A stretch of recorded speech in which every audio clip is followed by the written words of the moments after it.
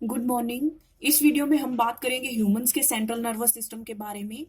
तो देखिए, हम कंट्रोल एंड कोऑर्डिनेशन चैप्टर पढ़ रहे हैं। कंट्रोल एंड कोऑर्डिनेशन चैप्टर के अंदर हमने बताया कि ह्यूमंस में कंट्रोल और कोऑर्डिनेशन दो तरीके से होता है, chemical control and nervous control.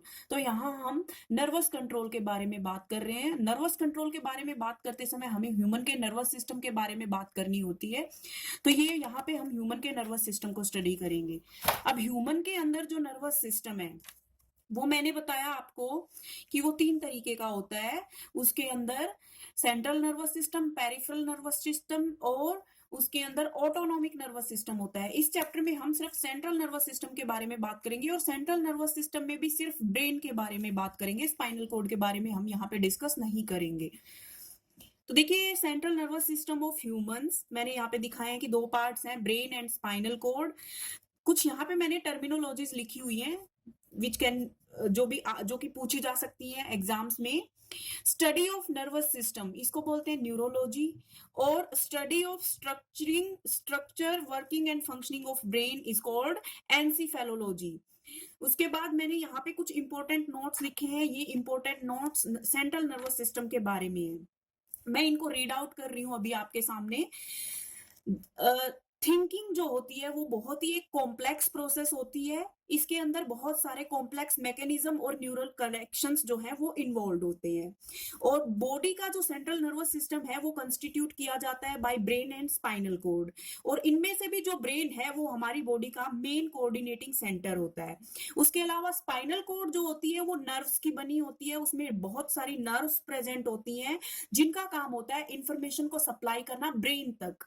उसके बाद कम्युनिकेशन जो होता है सेंट्रल नर्वस सिस्टम के बीच और बॉडी के अलग अलग जो पार्ट्स हैं उनके बीच। यहाँ पे मैंने बताया कि बॉडी के डिफरेंट पार्ट्स और सेंट्रल नर्वस सिस्टम के बीच जो कनेक्शन सेट करने का काम होता है वो होता है पेरिफेरल नर्वस सिस्टम का। तो यहाँ पे एक पॉइंट और आ गया है कि पेरिफेरल नर्वस सिस्टम क्या होता है और उसका काम क्या होता है। तो पेरिफेरल नर्वस सिस्टम में डिफरेंट टाइप की नर्व्स होती हैं, स्पाइनल नर्व्स होती हैं और क्रेनियल नर्व्स होती हैं। इन नर्व्स का काम होता है बॉडी के डिफरेंट पार्ट्स और ब्रेन के बीच में एक तरह से कम्युनिकेशन सेट करना। ब्रेन और स्पाइनल कोड दोनों ही इंफॉर्मेशन रिसीव करते हैं बॉडी के डिफरेंट पार्ट्स से। उस इंफॉर्मेशन को रिसीव करने के बाद वो उसको इंटीग्रेट करते हैं, उसका एनालिसिस करते हैं, उसकी प्रोसेसिंग करते हैं। और उसके बाद उस प्रोसेस्ड इंफॉर्मेशन से एक डिसीजन मेक किया जाता है, एक डिसीजन फॉर्म किया जाता है। जो डिसीजन एक मैसेज की फॉर्म में बॉडी के इफेक्टर पार्ट्स के पास सप्लाई किया जाता है, ट्रांसफर किया जाता है। अब देखिए, यहाँ पे मैं ह्यूमन ब्रेन के बारे में आपके सामने डिटेल में बात कर रही हूँ। मैं डायग्राम भी शो करूंगी इसका आपको। पहले मैं आपको थ्योरेटिकल पोर्शन समझा रही हूँ। ह्यूमन का जो ब्रेन होता है वो सेंट्रल नर्वस सिस्टम का मेन पार्ट होता है और एंटीरियर पोर्शन पे वो प्रेजेंट होता है, यानी टॉप पोर्शन पे प्रेजेंट होता है। बॉडी का मेन कोऑर्डिनेटिंग सेंटर होता है, जैसा कि मैंने पहले भी बताया। ब्रेन की शेप वॉलनट शेप होती है। ब्रेन का जो साइज होता है वो 1400 क्यूबिक सेंटीमीटर होता है। ये वॉल्यूम है ब्रेन की। वेट की अगर बात करें तो ह्यूमन ब्रेन का वेट लगभग 1 किलो और 400 ग्राम होता है। कलर जो है ब्रेन का वो पिंकिश ग्रे होता है। अब ह्यूमन का ब्रेन 3 रीजन्स में डिवाइडेड है, fore brain, mid brain and hind brain. और इनके भी फर्दर पार्ट्स हैं। फोर ब्रेन में सेरिब्रम होता है जिसमें 2 सेरिब्रल हेमिस्फेयर्स होते हैं। एक पेयर ओल्फैक्टरी लोब्स प्रेजेंट होते हैं और एक रीजन होता है जिसको डाइएन्सिफेलोन बोलते हैं। मिड ब्रेन के कोई पार्ट्स नहीं होते हैं। हिंड ब्रेन में भी 3 पार्ट्स होते हैं, pons varolii, cerebellum and medulla oblongata. सबसे पहले हम बात करते हैं फोर ब्रेन के बारे में। तीनों जो पार्ट्स हैं ब्रेन के उनमें से केवल फोर ब्रेन एक ऐसा पार्ट है जो थिंकिंग में इन्वॉल्व होता है। थिंकिंग एरिया बोला जाता है ये ब्रेन का, थिंकिंग पार्ट बोला जाता है। इसके एक एक पार्ट के बारे में हम डिटेल में पढ़ेंगे। सबसे पहले बात करते हैं सेरिब्रम के बारे में। सेरिब्रम जो है वो पूरे ब्रेन का सबसे लार्जेस्ट पार्ट होता है। पूरे ब्रेन का टोटल 80% सेरिब्रम का बना हुआ होता है। और सेरिब्रम में 2 हाफ्स होते हैं, 2 पार्टीशंस होते हैं, 2 पार्ट्स होते हैं जिनको सेरिब्रल हेमिस्फीयर बोलते हैं। ये दोनों सेरिब्रल हेमिस्फीयर जो होते हैं ये इस तरीके से काम करते हैं कि जो लेफ्ट वाला सेरिब्रल हेमिस्फीयर होता है वो हमारी बॉडी का जो राइट पार्ट है उसकी एक्टिविटीज को कंट्रोल करता है। जो राइट सेरिब्रल हेमिस्फीयर होता है वो हमारी बॉडी के लेफ्ट पार्ट की एक्टिविटीज को कंट्रोल करता है। दोनों सेरिब्रल हेमिस्फीयर्स जो है एक दूसरे के साथ कनेक्टेड होते हैं कॉर्पस कैलोजम के साथ के द्वारा। कॉर्पस कैलोजम नर्व्स का एक बैंड है, मैं यहाँ पे आपको ये शो कर रही हूँ।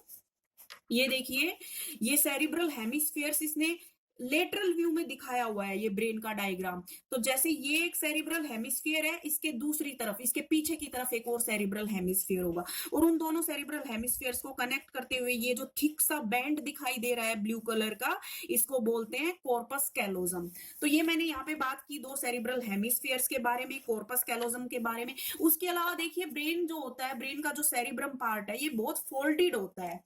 ये इस तरह से ना, देखिए आपको यहाँ पे फोल्ड्स नजर आ रहे हैं, ये फोल्ड्स, ये फोल्ड्स जो है, इनके अंदर कुछ गड्ढे होंगे और कुछ उठाव होंगे, कुछ ऊपर उभरे हुए हिस्से होंगे। तो जो गड्ढे होते हैं, जो डिप्रेशंस होते हैं, उन डिप्रेशंस को बोलते हैं सल्कस या सल्साई, प्लूरल हो गया। और जो एलिवेशंस होते हैं, उभार होते हैं, उनको बोलते हैं गायरस या गायरी। तो देखिए यहाँ पे मैंने लिखा हुआ है, सेरिब्रल हेमिस्फीयर के अंदर फोल्ड्स प्रेजेंट होते हैं, elevations are called as gyrus या gyri, and depressions are called as sulcus या सल्साई। इसके अलावा हर सेरिब्रल हेमिस्फीयर जो होता है, वो 4 लोब्स में डिवाइडेड होता है। उन 4 लोब्स के मैंने यहाँ पे नाम लिखे हैं, frontal lobe, parietal lobe, temporal lobe और ऑक्सीपिटल लोब। ये तो हमने बात कर ली फोर ब्रेन का फर्स्ट जो पार्ट है सेरिब्रम, उसके बारे में। अब फोर ब्रेन का सेकंड पार्ट है ओल्फैक्टरी लोब्स। ओल्फैक्टरी लोब्स जो होती हैं वो क्लब शेप की होती हैं और एक पेयर होती हैं, और ये सेरिब्रम के इंफीरियर सरफेस पे प्रेजेंट होती हैं। इनका काम क्या होता है, हमें जो सेंस की स्मेल होती है, हमारी जो सेंस ऑफ स्मेल होती है, यानी जो हमारी स्मेल करने की एबिलिटी होती है, उसके लिए ओल्फैक्टरी लोब्स रिस्पॉन्सिबल होते हैं। तीसरा जो पार्ट है फोरब्रेन का, वो है डाइएंसीफेलोन। डाइएंसीफेलोन जो होता है, इसकी रूफ को बोलते हैं एपिथैलेमस, साइड्स को बोलते हैं थैलेमाई, और इसके फ्लोर को बोलते हैं हाइपोथैलेमस। इन तीनों पार्ट्स में जो हाइपोथैलेमस है वो बहुत इंपॉर्टेंट है। क्या क्या काम करता है हाइपोथैलेमस, हमारी बॉडी के टेम्परेचर को कंट्रोल करने का काम करता है, यानी बॉडी में होम्योस्टेसिस एक तरह से मेंटेन करता है। हंगर के लिए, थर्स्ट के लिए, स्लीप के लिए, फटीग के लिए, स्वेटिंग के लिए और इमोशनल रिएक्शंस के लिए रिस्पॉन्सिबल होता है हाइपोथैलेमस।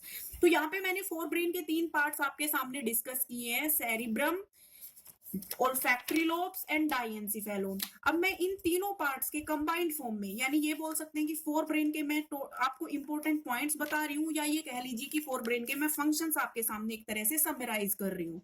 सबसे पहली चीज, सबसे इंपॉर्टेंट चीज, फोर ब्रेन जो है वो हमारे ब्रेन का थिंकिंग एरिया होता है। दूसरी चीज, फोर ब्रेन क्या करता है कि बॉडी के डिफरेंट पार्ट्स से सेंसरी इंपल्स को रिसीव करता है, और उन इंपल्स की आगे प्रोसेसिंग जो होगी वो फोर ब्रेन के अंदर होगी। तो देखिए, फोर ब्रेन हियरिंग की सेंस को रिसीव करता है, हियरिंग के सिग्नल्स को, स्मेल के सिग्नल्स को, साइट के सिग्नल्स को, इन सारे सिग्नल्स के लिए रिसीव करने के लिए फोर ब्रेन में स्पेशल एरियाज प्रेजेंट होते हैं।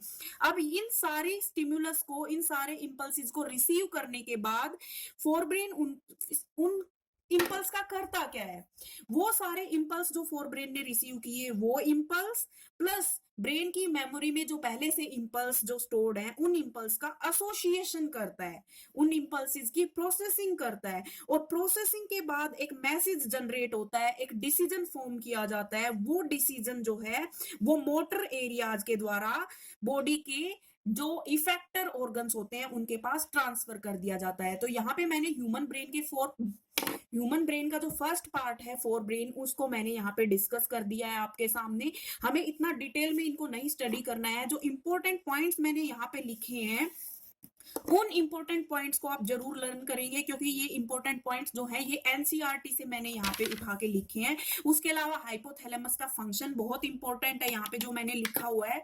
तो ये सब कुछ जो था ये फोर ब्रेन के बारे में था। इसके अलावा देखिए, फोर ब्रेन के सारे फंक्शंस को मैंने एक तरह से समराइज करके यहाँ पे लिखा हुआ है। यहाँ अगर आप इसको समझेंगे तो फोर ब्रेन आपका एक तरह से कंप्लीट हो जाएगा। Fore brain main thinking part है ब्रेन का। फोर ब्रेन के अंदर जो ऑल्फैक्टरी लोब्स होते हैं वो स्मेल के लिए रिस्पॉन्सिबल होते हैं। फोर ब्रेन में मोटर एरियाज होते हैं जो कि वॉल्यूंटरी एक्शंस को कंट्रोल करते हैं। फोर ब्रेन में प्री मोटर एरियाज होते हैं जो कि कुछ हाई लेवल की इनवॉल्यूंटरी एक्टिविटीज को कंट्रोल करते हैं। फोर ब्रेन में इंटेलिजेंस और एसोसिएशन के लिए एरिया होते हैं। फोर ब्रेन में मोटर एरियाज भी होते हैं जो कि एक्शंस को या डिसीजंस को फॉर्म करके उनको इफेक्टर ऑर्गन्स तक ट्रांसफर करते हैं।